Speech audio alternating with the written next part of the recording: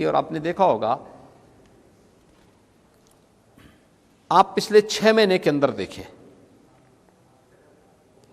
6 महीने पहले सपा गठबंधन कहा था,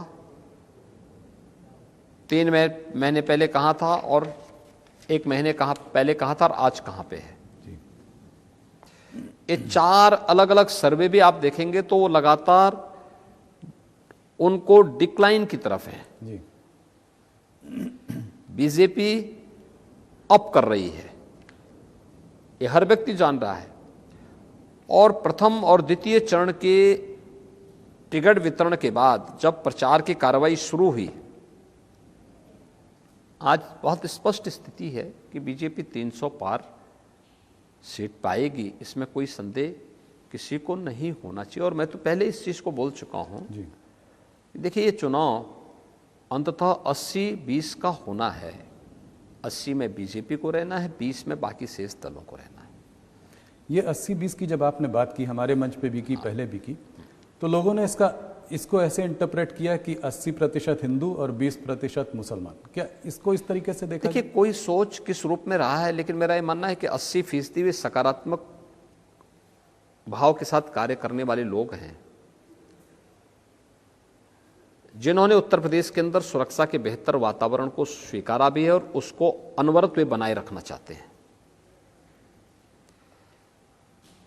जिन्होंने प्रदेश के 5 वर्ष के अंदर डबल इंजन की सरकार के विकास के इंफ्रास्ट्रक्चर डेवलपमेंट से जुड़े हुए कार्यों को नजदीक से महसूस किया और उसका लाभ भी लिया है, देखा है, नजदीक से देखा कि ये उत्तर प्रदेश के लिए, वर्तमान और भावी पीढ़ी के लिए आवश्यक है, एप्रिशिएट किया उन्होंने। वे लोग हैं जिन्होंने गरीब कल्याणकारी योजनाओं को हाथों हाथ लेकर के उसकी सराहना की है और उसको आगे भी अनवरत जारी रखना चाहते हैं। गरीब को अन्न योजना का लाभ मिले, गरीब को आवास की सुविधा का लाभ मिले, हर एक व्यक्ति को बिना भेदभाव की सुरक्षा और बिना भेदभाव की बिजली मिले, आवागमन आसान हो, हाईवे, रेलवे, एयरपोर्ट, ग्रामीण सड़कें, ये सभी बेहतर हो। गाँव में ऑप्टिकल फाइबर के माध्यम से हम तकनीक के माध्यम से लोगों के जीवन को और सरल करें, आसान बनाएं। इसके लिए जो प्रयास, जो लोग सोचते हैं, वह एक सकारात्मक ऊर्जा से भरपूर वह संख्या है जो 80% से ऊपर है, जो बीजेपी का साथ देगी। हाँ, जिनको लगता है कि सुरक्षा उनके अनैतिक और अवैध गतिविधियों पर लगाम है और ये हर हाल में ये बैरियर हटना चाहिए, तो वह कभी भी बीजेपी को स्वीकार नहीं कर सकती है। जिन्हें लगता है कि गरीब का कल्याण नहीं होना चाहिए,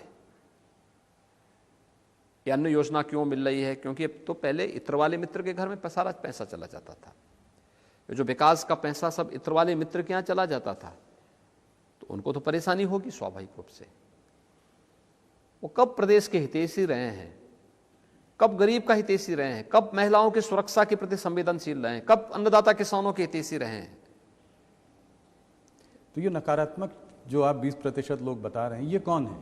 क्या ये कोई मजहब विशेष है? मैंने कहा ना, ये वही लोग हैं जो सुरक्षा के लिए खतरा थे जी, जिनको विकास अच्छा नहीं लगता था, जिनको प्रदेश की बेटियों की सुरक्षा अच्छी नहीं लगती थी, जिनको दंगा पसंद था, अराजकता पसंद थी, गुंडा टैक्स पसंद था, गरीब कल्याणकारी योजनाएं पसंद नहीं थी, चेहरा देखकर के योजनाओं को बांटना और बंदर बांट करना, जिन्होंने ऐसा काम किया, ये 20% ये वही लोग हैं। और इसलिए ये लोग हमेशा विरोध किए हैं, विरोध करेंगे।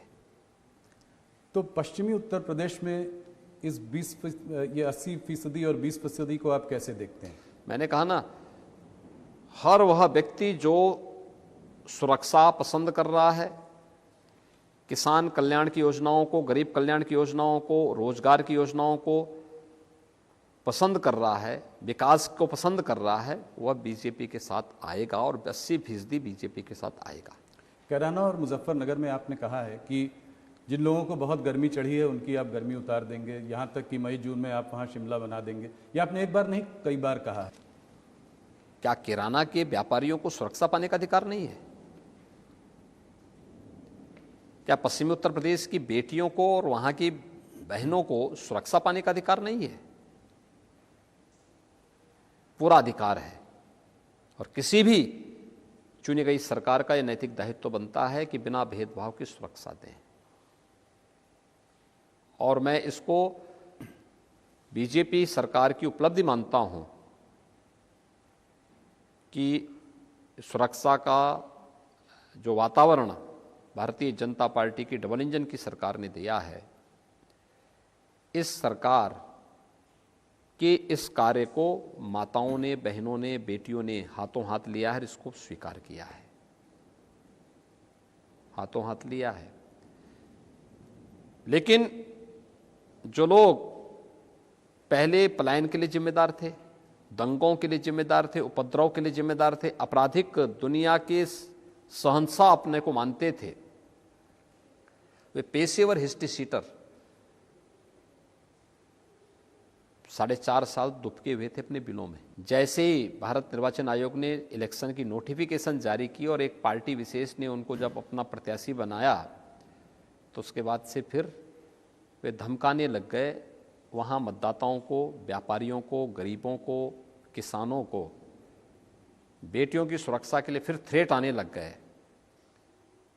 तो प्रदेश के एक जिम्मेदार व्यक्ति के नाते मेरा दायित्व बनता था कि मैं उनके थ्रेट का जवाब कायदे से दे दूं कि जो गर्मी है ना, ये 10 मार्च के बाद फिर शांत हो जाएगी और हम भी देखेंगे 10 मार्च के बाद क्या होगा। तो आप कह रहे हैं अभी भी परिस्थितियां बदली नहीं हैं, अभी भी इस तरह की प्रॉब्लम कुछ कुछ पॉकेट्स में है? बदली है, लेकिन उसको फिर पूर्व स्थिति में लाने की साजिश समाजवादी पार्टी और बहुजन समाजवादी पार्टी करना चाहती है। समाजवादी पार्टी का गठबंधन और बहुजन समाजवादी पार्टी या कांग्रेस आज भी इसी फिराक में है कि पूर्व की स्थिति, दंगों की स्थिति लाई जाए, पलायन की स्थिति लाई जाए। वे प्रगति से संतुष्ट नहीं है, प्रगति उनको भाती भी नहीं, वे पलायन उनको पसंद है। व्यापारी पलायन कर जाए, अराजकता फैल जाए, दंगा होता रहे, निर्दोष लोग मरता रहे, वे इसको पसंद करते हैं। क्यों? क्योंकि इससे वोट का पोलराइजेशन, क्योंकि उनको वोट बैंक पसंद है जी। उनको सुरक्षा पसंद नहीं। वोट बैंक के लिए वो राष्ट्रीय सुरक्षा के साथ खिलवाड़ करते हैं। आपने देखा नहीं, अभी संसद में कांग्रेस के पूर्व अध्यक्ष ने कश्मीर के मुद्दे पर किस प्रकार का गैर जिम्मेदाराना बयान दिया है।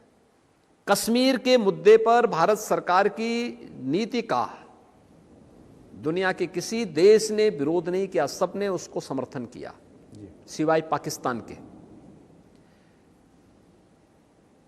श्री राहुल गांधी क्या कांग्रेस के जिम्मेदार नेता अपने को मानते हैं और वह कश्मीर के मुद्दे पर पाकिस्तान की भाषा बोलते हैं? ये सब क्या है? इनके लिए अपना वोट बैंक महत्वपूर्ण है, राष्ट्रीय सुरक्षा महत्वपूर्ण नहीं है, अपने नागरिकों की सुरक्षा महत्वपूर्ण नहीं है। और इस प्रकार की गैर जिम्मेदार हरकतें मुझे लगता है कोई सभ्य समाज भी स्वीकार नहीं करेगा और कोई भी चुनी गई लोकतांत्रिक सरकार इसको स्वीकार नहीं कर सकती और फिर बीजेपी तो कतई स्वीकार नहीं कर सकती। निशाना इस वक्त आपका राहुल गांधी जी पर है, पर मुझे लगता है लड़ाई यहाँ पे दो तरफा होती जा रही है। लड़ाई आपकी समाजवादी पार्टी से। नहीं, मैंने क्या कहा, राहुल गांधी जी के बयान को भी यहाँ पे उद्धृत करना आवश्यक है, क्योंकि मैंने केवल राहुल जी का ही नाम नहीं लिया। मैंने तो इससे पहले कहा ना कि सपा, बसपा, कांग्रेस के प्रत्याशियों की सूची, जिस प्रकार के चेहरों को उसमें महत्व दिया गया और उन चेहरों के द्वारा अलग अलग क्षेत्र में जिस प्रकार की थ्रेड दी गई, 4.5 वर्ष तक शांत थे जी। अचानक टिकट घोषित होते ही उनकी गर्मी चढ़ने लग गई, तो उस गर्मी का जवाब भी आवश्यक था। आप ये बताइए कि